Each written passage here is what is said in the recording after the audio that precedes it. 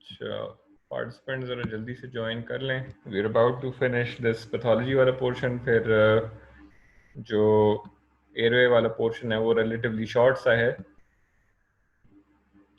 लेकिन उसमें एक्चुअली मैंने आपको एक केस दिखाना था कि how will you assess pathology, sorry, how will you assess the airway on a CBCT.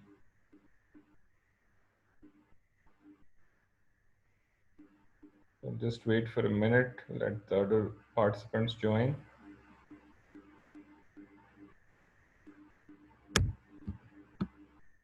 I think आ ही गए हैं, 15 लोग ही थे I think since in the start. अच्छा, coming to radiopacities, odontomes जो आपके हैं, they are the most common benign odontogenic tumors that you will come across. ठीक है, so always जब आपको कहा जाता है ना differentials में कि state the most common things first, तो common things को आपने हमेशा पहले mention करना होता है. You will only mention them if you know which ones are the most common ones. Exostosis वगैरह जो हैं, these are the most common non-odontogenic tumors.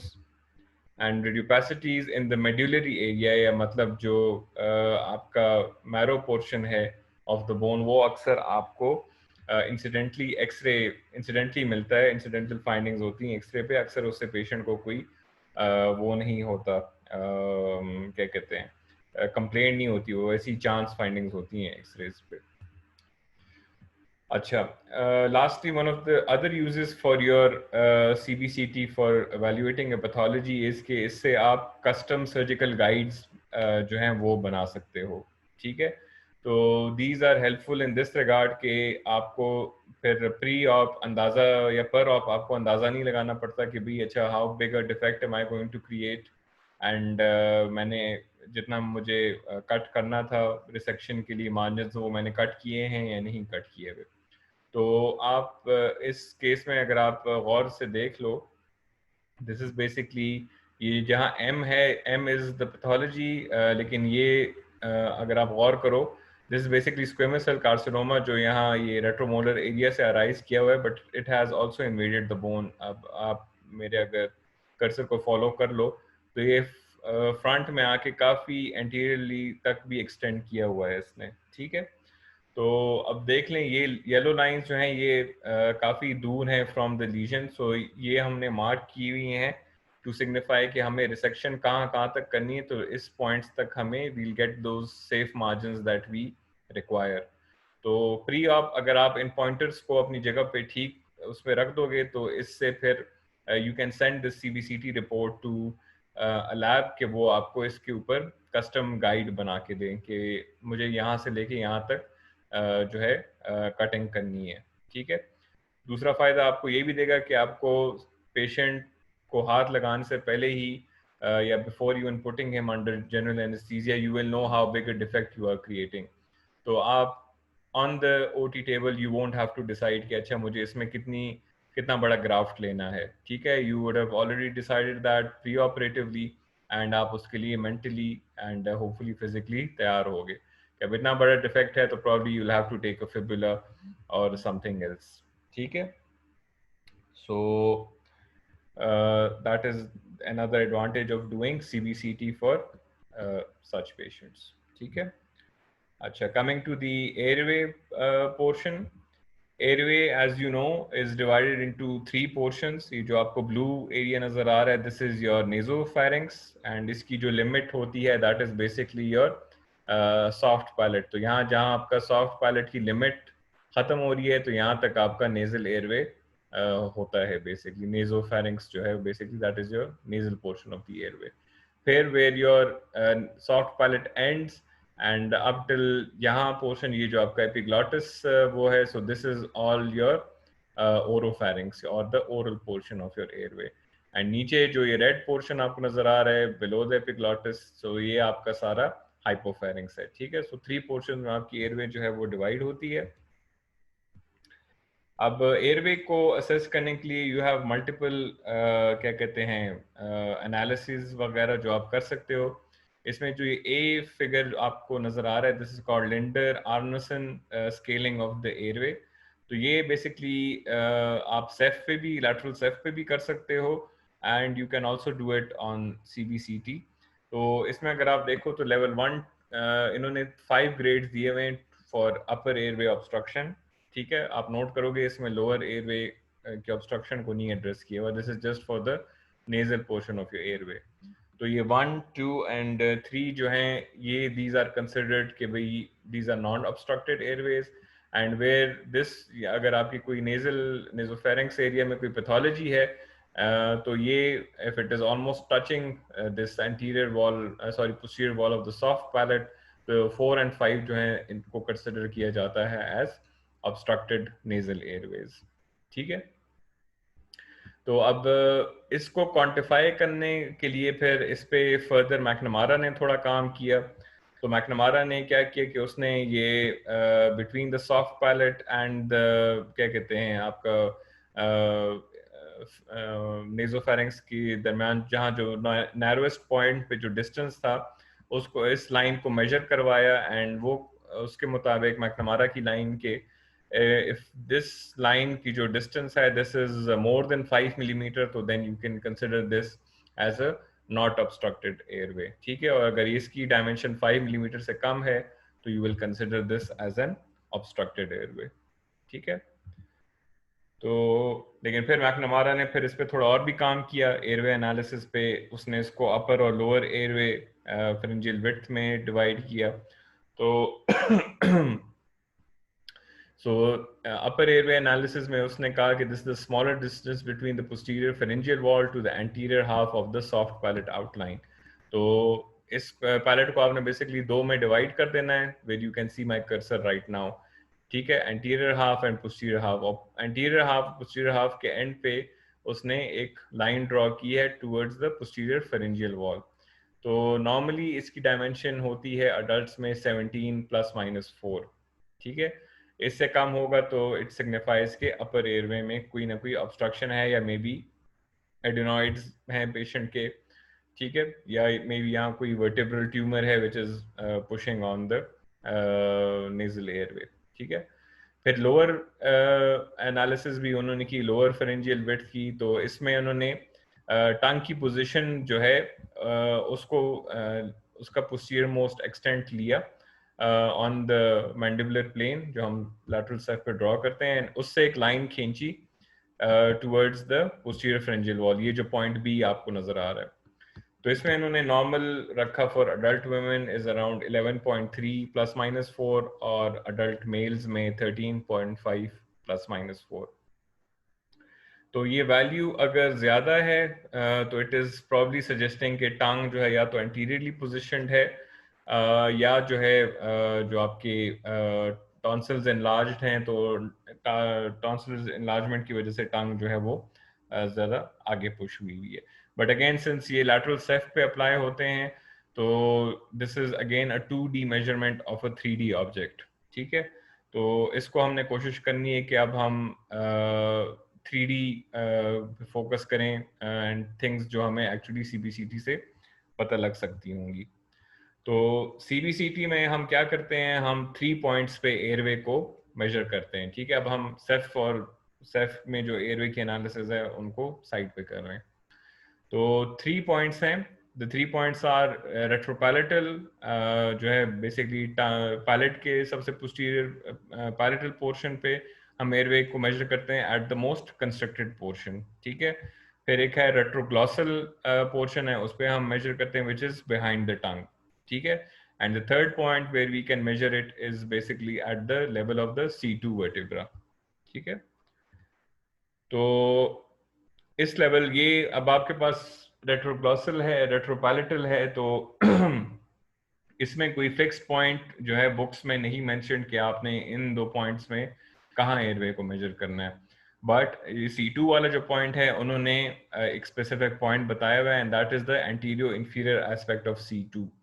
तो ये पोर्शन आपको अगर नजर आ रहा है तो इस एरिया में आपने बेसिकली इस ये जो आपको यहाँ रेड डॉटेड लाइन नजर आ रही है इस पे हमने एयरवे को मेजर करना है। तो this is a rather standardised method for evaluating the airway, और इसमें आप ऑब्वियसली फिर pre op post op comparison भी कर सकते हो since using a standardised point for measurement. तो इस पॉइंट पे आप क्या वो करते हो, इस पॉइंट में हम अगर आप एक्सियल स्लाइस खोल लोगे पेशेंट का, एंड उसमें हम दो मेजरमेंट्स लेते हैं।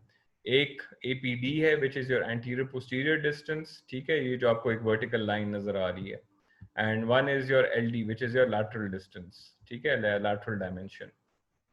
तो इन दोनों को हम आपस में मल्टीप्लाई कर लेते हैं एंड इससे हमारे पास एयरवे का एरिया आ जाता है, ठीक है। अच्छा, बिफोर गोइंग एनी फर्दर थोड़ी एक क्विक रिवीजन कर लेते हैं। इस स्लाइस में आपको कोई आर्टिफैक्ट नजर आ रहा है?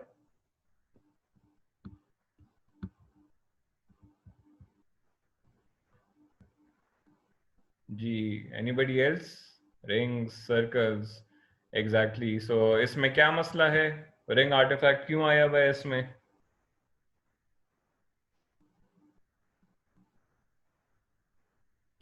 एक्सीलेंट। आपका एक डिटेक्टर जो है that is faulty and that is produced, ये जो रिंग्स आपको नजर आ रही है ना यहाँ, ऑल ऑफ दीज, तो इसमें एक रिंग आर्टिफैक्ट आपको आ रहा है, बट ये इतना प्रोनाउंस नहीं है, मतलब आप फिर भी अपनी एनालिसिस वगैरह इसमें कर सकते हो, ठीक है ना। तो एनी हाउ, अच्छा, अब इसको थोड़ा और आगे ज़रा लेके चलते हैं before I show you an actual case and इसकी। यस, मुझे रेड रीजन नज़र आ रहा है। Is it radiolucent? Yes, it is radiolucent. ये एयरवे है ना, एयरवे तो आपकी रेडियोलूसेंट होती है।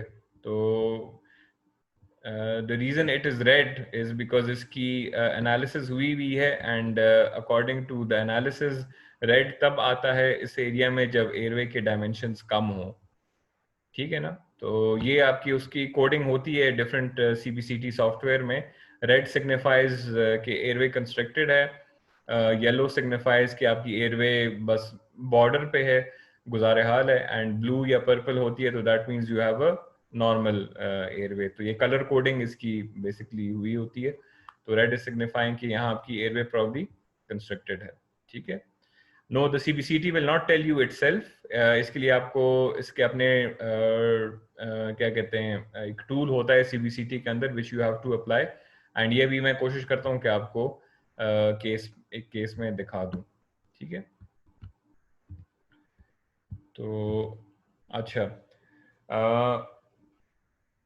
एयरवे, अच्छा, इसमें एक पॉइंट मैं आपको बता दूं, यहाँ जो आप एयरवे कैलकुलेट करोगे और ये सीबीसीटी खुद कैलकुलेट करके देगा, you don't have to take a calculator and start applying these things.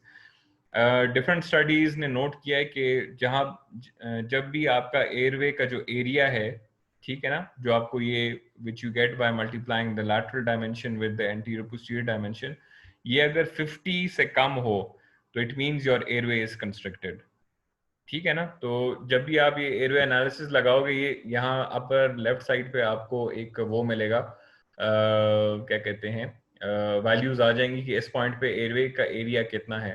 तो अगर वो 50 है या 50 से कम है तो ये ऑटोमेटिकली ये एरिया वो आपको रेड दिखाएगा, ठीक है।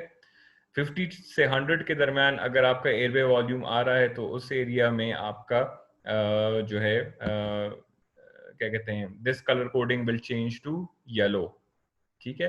एंड 100 से जो भी अबव होगा तो that is taken as a good airway value, ठीक है, मतलब आपकी एयरवे इसमें नॉर्मल है, ठीक है ना।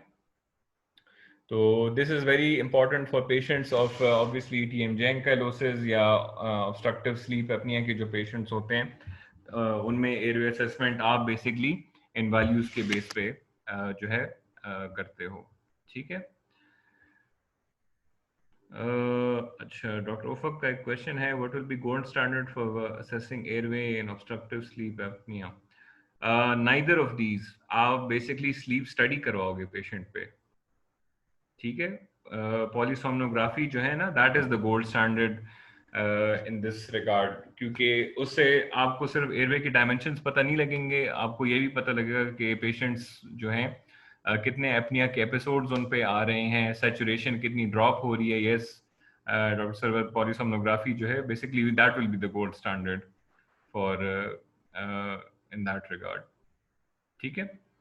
अगर आपने स्ट्रक्चरली मेजर करना है तो ऑब्वियसली फिर CBCT would be better in that regard. Lateral ceph, I would never recommend for just evaluating the airway. Lateral safe में ऑब्वियसली एक तो आपके पास सिर्फ 2D पिक्चर आ रही है, एक बात। दूसरी बात इसमें ये कि इसमें स्टैंडर्डाइजेशन करना इज़ वेरी डिफिकल्ट, कि आप natural head position pre op वही हो जो आपका आफ्टर 5-6 मंथ्स वही रहा हो, तो नेचुरल हेड पोजीशन को स्टैंडर्डाइज करना दैट इज़ डिफिकल्ट इस रिगार्ड्स में, ठीक है ना। तो you always aim for something that will give you a 3D evaluation of the airway, ठीक है ना, नॉट समथिंग जस्ट 2D। अच्छा, तो 50 या 50 से कम हो तो आपका एयरवे का कोडिंग यूजली रेड आ जाती है, 50 to 100 हो दैट इज यूजली येलो, मतलब माइल्ड रिस्क है ऑफ एयरवे कॉम्प्रोमाइज यहाँ है, एंड 100 से ऊपर हो तो that is taken as a normal airway. अच्छा, एक और एनालिसिस हम करते हैं specifically for sleep apnoea patients, and वो ये कि हम सॉफ्ट पायलट की लेंथ को मेजर करते हैं। तो इसमें हम दो मेजरमेंट्स लेते हैं। एक आप एयरवे की लेंथ लेते हो, ठीक है, जो आपकी यहाँ उससे स्टार्ट हो जाती है, क्या कहते हैं, ये upper border of the palate से स्टार्ट हो जाती है अप अंटिल द एपिग्लॉटिस, ठीक है। और एक आप करते हो इसी upper border of the palate bone से लेके सॉफ्ट पैलेट की टर्मिनेशन तक, ठीक है। तो this is the soft palate vertical length, और ये जो है आपके पास एयरवे की टोटल वर्टिकल लेंथ है इस एरिया में। तो आप बेसिकली डिवाइड करते हो सॉफ्ट पैलेट की लेंथ को divided by the total airway length. तो इन ऑब्स्ट्रक्टिव स्लीप अपनिया पेशेंट्स, अगर if the soft palate length is comprising over 70% of your airway length, so this patient is at high risk of obstructive sleep apnea. अस्सलाम वालेकुम doctor Fahad, please थोड़ा सा slow मुझे ये बता दें, मैं समझ नहीं आया। What you mean by total airway length? ये कैसे पता चलेगा कि टोटल एयरवे लेंथ कैसे आपने मेजर किया? टोटल, सॉफ्ट पैलेटल लेंथ तो पता चल गया। अच्छा, टोटल एयरवे लेंथ जो है ना आपकी, ये स्ट्रक्चर जो है ना, दिस इज योर एपिग्लॉटिस, ठीक है। तो एपिग्लॉटिस जो है ये आपका इंफीरियर टर्मिनेशन होगा, ठीक है। और यहाँ जो जी जी जहाँ से आपका सॉफ्ट पैलेट स्टार्ट हो रहा है ये इसका सुपीरियर एंड होगा। तो आपने ये सारी लेंथ मेजर कर देनी है, ठीक है। लेट्स सपोज ये 10 सेंटीमीटर आ गई है, ठीक है। यानी from the beginning point of soft palate till the जी एपिग्लॉटिस, जी जी, ये ठीक है, टोटल एयरवे लेंथ ये है। टोटल जी, एयरवे लेंथ हो गई है। फिर इसको आपने आपने सॉफ्ट, डिवाइड किया हाँ सॉफ्ट। इसको फिर this will be the denominator, आपका न्यूमरेटर जो होगा वो आपका सॉफ्ट पैलेट लेंथ होगा। तो थैंक यू। अगर सॉफ्ट पैलेट की लेंथ 7 सेंटीमीटर तक है या इससे ज्यादा है, तो दिस इज सिग्निफाइंग कि इस patient has a high risk of developing obstructive sleep apnoea, या is probably a very severe case of obstructive sleep apnoea, ठीक ठीक है है, ना। Thanks a lot. तो मोस्ट वेलकम।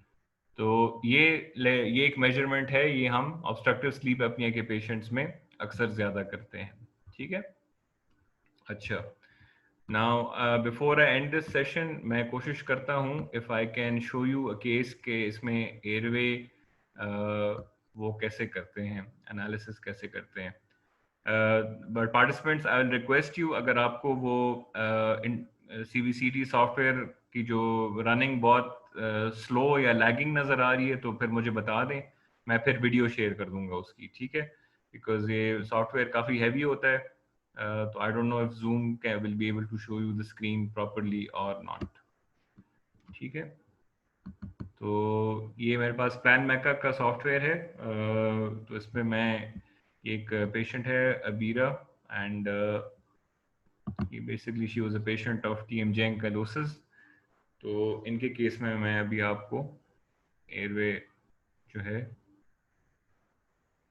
एनालिसिस दिखाऊंगा अभी।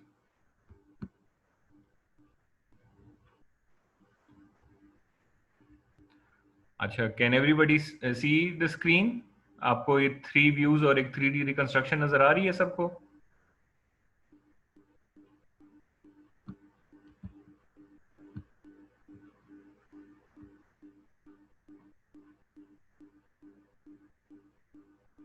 अच्छा, let's just give it a minute, if not तो फिर मैं आपको रिकॉर्डिंग ही दिखा दूंगा इसकी।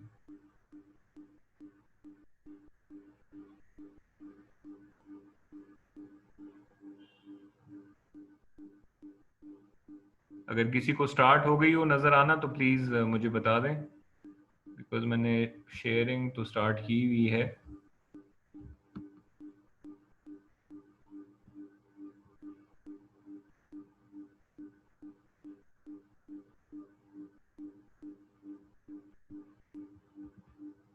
अभी तक किसी को भी नजर नहीं आ रहा?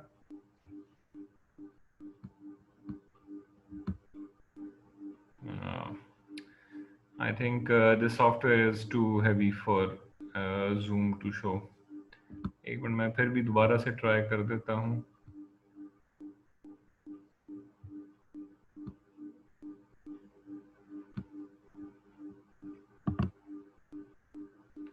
Only plan maker slide showing. अभी नजर आ रहा है?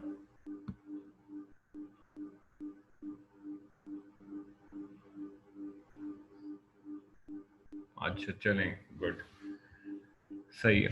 अच्छा ठीक है।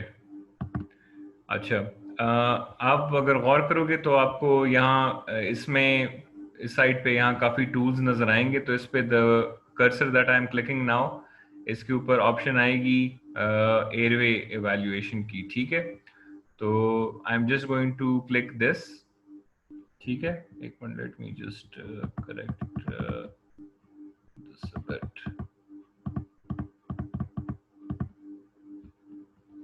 अच्छा अच्छा, अभी सबको सिर्फ सैजिटल व्यू नज़र आ रहा है या नहीं?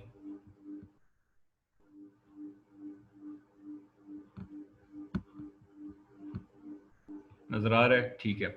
अच्छा, अब इस एयरवे टूल में मैं क्या करूंगा कि मैं I will help this CBCT software draw this airway, और तब जाके ये मुझे इसकी एनालिसिस करके देगा कि इसमें मुझे क्या नजर आ रहा है, एयरवे वॉल्यूम बेसिकली कितना है। ठीक है, तो अगर if you can see the arrows that I am clicking, और आपको एक येलो लाइन ड्रॉ होती हुई नजर आ रही होगी, तो प्लीज फिर मुझे वो कर दें। If you can't see it then let me know. ठीक है,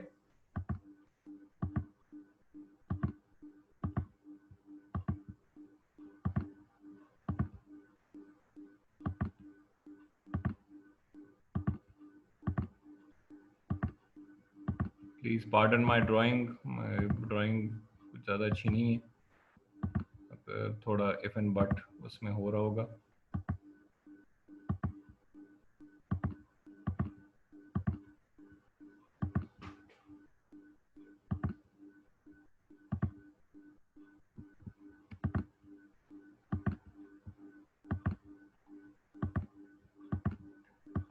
ये जो स्ट्रक्चर मैं अभी ड्रॉ कर रहा हूँ, this is the basically epiglottis है।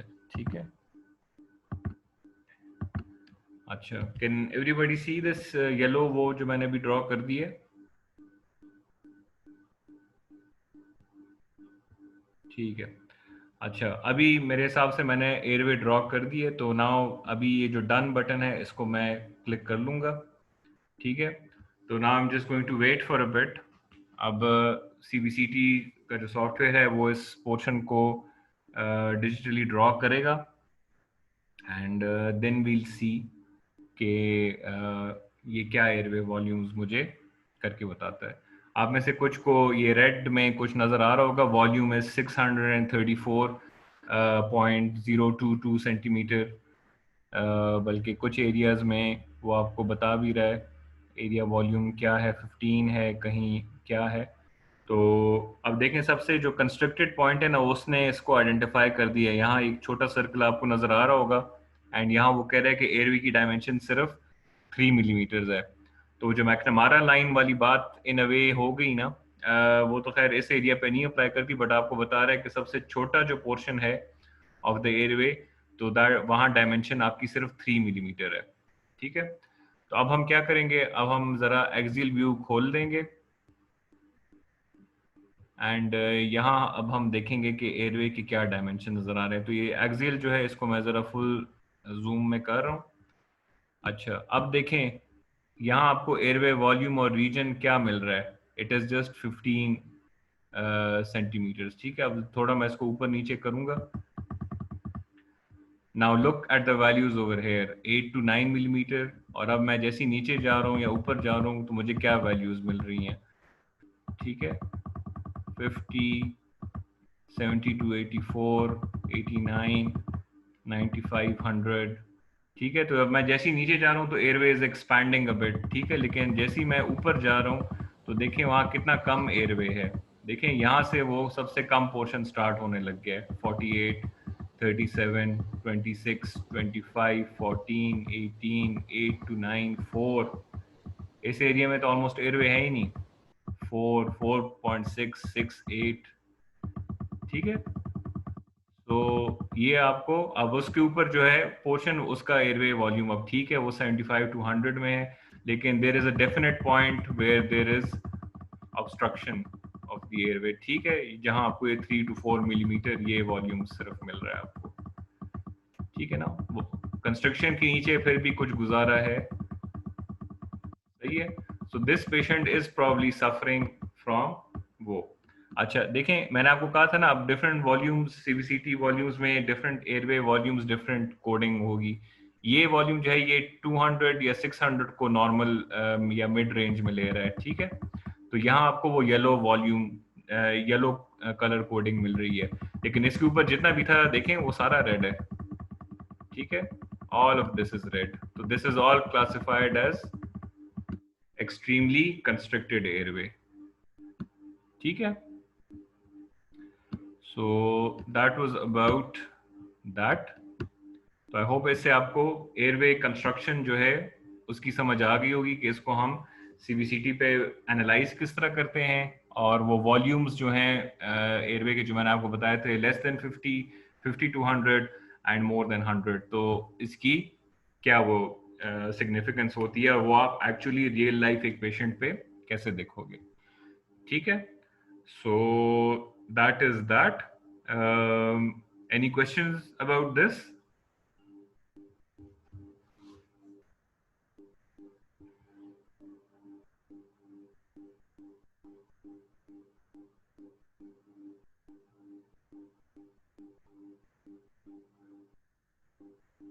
अच्छा, आई थिंक कोई क्वेश्चंस नहीं है शायद।